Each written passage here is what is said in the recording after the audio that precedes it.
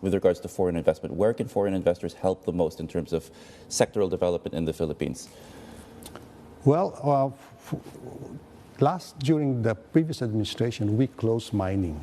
Okay? And that's a pity because understandably the Philippines has the fifth largest reserves of mining. Okay, so we open it up, and so that's one area, and especially we have the necessary ingredient for EVs, for example, right? And so we want to develop that, and in fact instead of exporting ore, we will try to develop it internally, and there's a lot of interest from China. For example, we went to China, and they said they want to establish a plant in. Right. That particular sector, Indonesia's been doing a lot actually to develop that. Also, is there a sense of that the Philippines needs to catch up with what Indonesia's done, or is there actual interest that might actually say, hey, we might have a bit of a foothold in this developing regional EV sector? There's room for both Indonesia and the Philippines. Okay, the demand is so much. Okay, so that's one area. Also, of course, the Philippines is such a beautiful country. We're trying to develop also the tourism industry, and also we are around 60% of our exports are in electronics.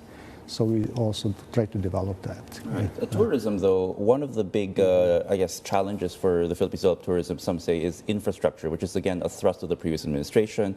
What are the plans for infrastructure in this administration that maybe you're also selling on this roadshow, sir? Good you mentioned infrastructure. When I assumed office under the previous administration, I look at the numbers and I said, wow, only 2% we are spending only 2% of our GDP for infrastructure.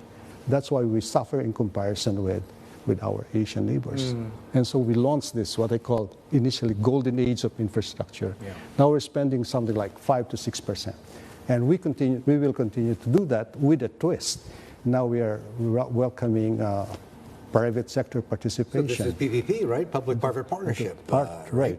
Public-private partnership. Yeah. And in fact, we have already identified some 194 large projects, airports, bridges, roads, toll roads, etc. To try and reduce the infrastructure deficit as it's known. It's not just an issue that the Philippines struggles with. I mean, emerging Asia, it's a huge issue, right, this infrastructure gap. And involving the private sector through initiatives like public-private partnerships, etc. One of the biggest stumbling blocks, as you well know, is to get private money on board. They need to be assured that they can get a decent return working with whatever government, right?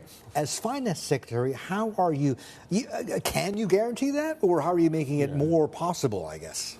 Well, to tell you the truth, there's existing toll roads. This is public-private partnership. They've been petitioning for them to increase the rate since 2010. And the previous administration, two previous administrations just ignored the request. We just authorized them. Okay. You have to honor your contract. Otherwise, your credibility will be shot, right? So that's one important thing. And so this has been pending for too long, and I said we need to honor our contract. Okay. That's very important.